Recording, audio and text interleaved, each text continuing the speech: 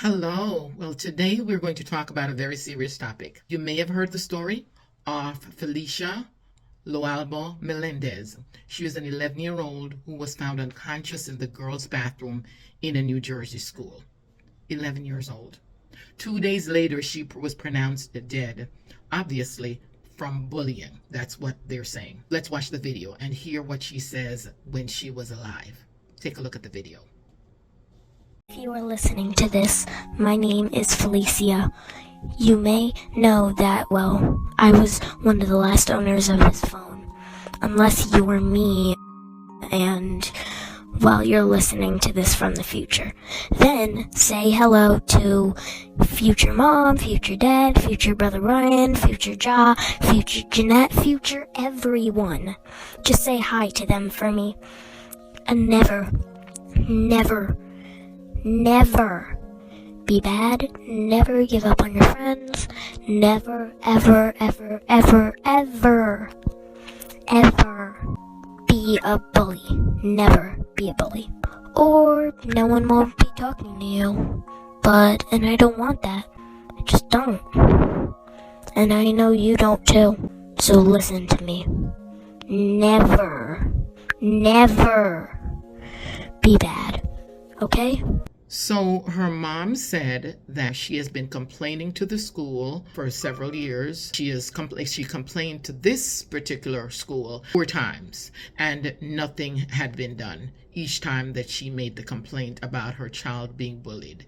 So as you can tell, she is very upset. It was earlier this year, the entire town and the entire country. But she's not alone, because this has happened so many times.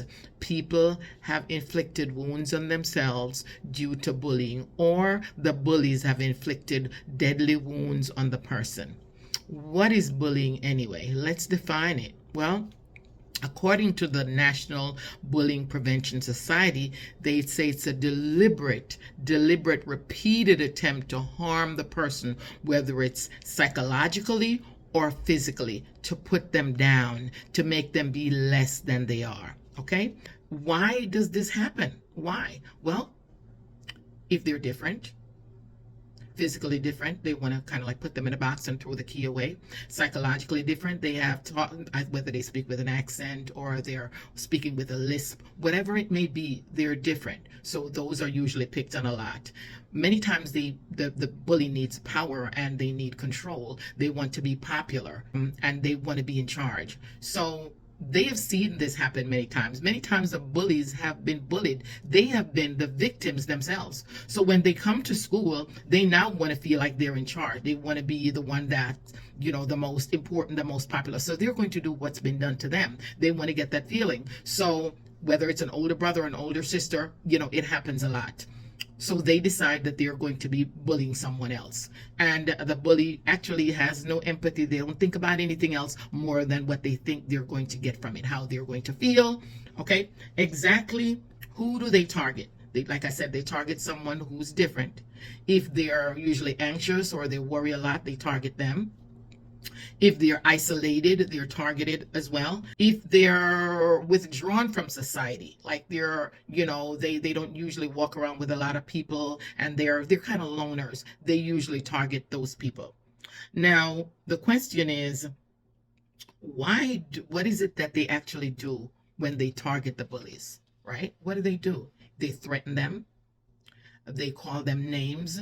They shove them, they push them, they talk about their parents, that they're poor, they say that they're ugly, they say that they're stupid, they say that they're dumb, they call them the worst names, and depending on what grade they're in, they could even call them sluts if they're in high school. It all depends on what grade they're on, but they really call them the worst names and make them feel horrible. Say they're poor, look at their sneakers, look at the clothes they're wearing, just something that's going to make them feel like nothing. And then they ostracize them because they don't want them in their group. They don't want them close by. If they'll sometimes even go stand next to a person that they want to intimidate just to start something with them so the person can cry or feel bad, whatever it is. So this is pretty serious. Now the question is, what are the signs? What are the signs? Oh, one thing that I wanted to let you know, the ages that it starts, it's usually they say 1 in 5 have been bullied, but mostly in middle school, from age 11 to age 14, 6th through the 8th grade.